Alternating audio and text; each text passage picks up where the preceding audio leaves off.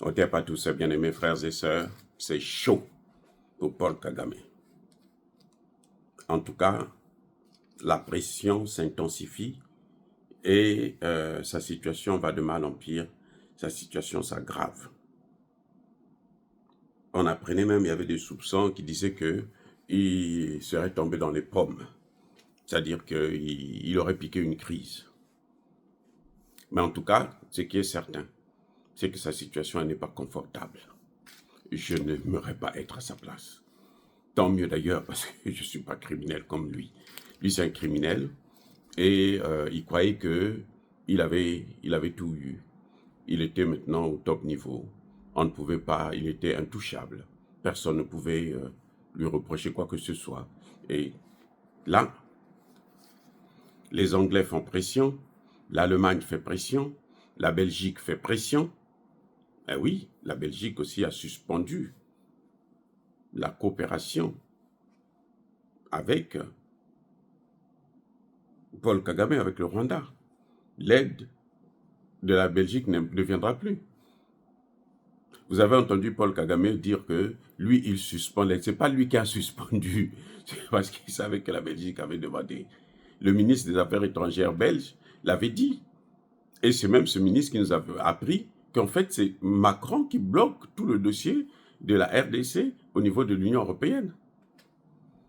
Macron, ce n'est pas quelqu'un d'autre, c'est Macron qui bloque tout. Ce n'est pas moi qui parle, là c'est le ministre des Affaires étrangères de la Belgique qui le dit. Donc on voit la Grande-Bretagne prend des sanctions, la Belgique prend des sanctions individuelles bien sûr, l'Allemagne prend des sanctions individuelles, mais la France n'a pas pris des sanctions individuelles. Au Conseil de sécurité de l'ONU, vous savez ce qui s'est passé? C'est que les Américains ont dit, on fait pression à tout le monde. Vous savez que les 3 pays africains là ne voulaient pas voter pour les sanctions. Vous savez ça, non? Les amis, c'est Donald Trump qui a demandé à ces pays-là, si vous ne le faites pas là, vous allez voir ce que moi je vous ferai aussi. Eh oui, ce n'est pas comme ça, ce n'est pas par hasard. Macron a voté parce que Donald Trump a dit il faut voter ces sanctions. Voilà le problème. Sinon, Macron était prêt à utiliser son putain de veto de merde. D'ailleurs, ça va sauter. On va l'enlever ça. On va lui enlever ça. Bref, ça ne s'arrête pas là. Hier, samedi, 22 février 2025, le secrétaire d'État américain, M. Marco Rubio, a parlé lui-même, directement, avec Paul Kagame. Il a d'abord parlé avec Ruto, William Ruto, le président du Kenya. Il a parlé avec le président Tshisekedi. Et il a parlé avec Paul Kagame. Et c'est ça qui est le plus important. Qu'est-ce qu'ils se sont dit? Qu'est-ce que Marco Rubio a pu dire à Paul Kagame? Eh bien, Marco Rubio n'est pas passé par 4 chemins. Vous savez, je vous ai déjà dit que ce type-là, c'est un raciste. Bon. Donc, il a une occasion pour balancer, se passer pour un homme fort. Ben, il va le faire. Il a donné 1 semaine à Paul Kagame pour retirer ses troupes. Je reprends. Marco Rubio, secrétaire d'État américain, c'est-à-dire ministre des Affaires étrangères des États-Unis, a donné à Paul Kagame 1 semaine pour retirer toutes ses troupes. Et il a ajouté, l'ambassadeur des États-Unis au Rwanda est chargé de vérification de l'exécution de cet ordre, de l'accomplissement de cette résolution, la mise en œuvre de cette résolution. Il n'a pas chargé la MONUSCO. Non, il a dit que c'est l'ambassadeur des États-Unis qui va contrôler, qui va vérifier si effectivement Paul Kagame a retiré ses hommes. S'il a retiré ses hommes, à ce moment, on va l'obliger à partir à Luanda pour aller signer un engagement formel qui ne doit plus jamais agresser la RDC. les amis, ça chauffe sur Paul Kagame. Les Américains vont se rassurer à l'aide des satellites américains.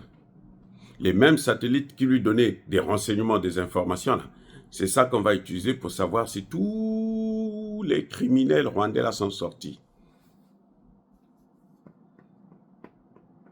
Maintenant, il y a un autre aspect de problème que je voulais vous soulever. Ce n'est pas parce qu'il y aura des négociations que Paul Kagame pourra s'en sortir de là sans problème. Que Corneille Nangaa va s'en sortir de cette situation sans problème. Il n'est pas encore cité dans la liste des gangsters parce qu'on pense qu'il n'est pas, c'est un petit gars. Mais pour Corneille Nangaa, le problème est déjà résolu puisque la justice congolaise a déjà porté plainte contre lui. Un mandat d'arrêt international contre Corneille Nangaa. Donc lui aussi là, il ne peut plus fuir. Maintenant pour Paul Kagame, c'est après ça maintenant qu'on l'amènera à la justice. Puisque d'ici là, vous vous souvenez que le bandit qui est à la Cour pénale internationale, en tout cas cette fois-ci, il a dit qu'il va venir en RDC d'ici peu pour venir commencer l'enquête pour vérifier s'il y a vraiment eu des allégations, si elles sont fondées, et rédiger un mandat d'arrêt contre M. Paul Kagame. Donc la situation de Paul Kagame du Rwanda, elle est intenable. Mais ça ne veut pas dire que Tshisekedi va dormir sur ses deux oreillers sans que rien ne puisse arriver. Non, les amis.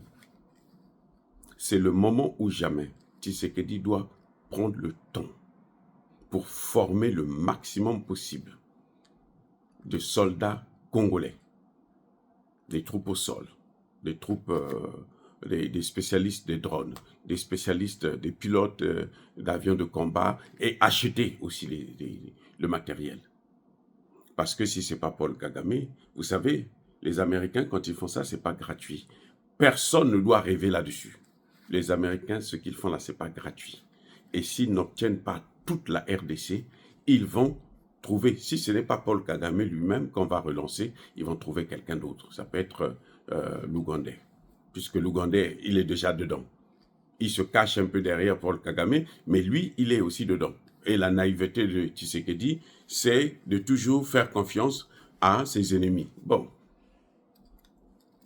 nous ne voulons pas qu'il y ait la déstabilisation de cette institution, de la RDC, du haut sommet de la RDC, mais il faut reconnaître que Tshisekedi prend trop de risques inutiles qu'il ne devrait pas en fait prendre parce qu'un président qui a un cabinet responsable ne peut pas faire ce genre d'erreur.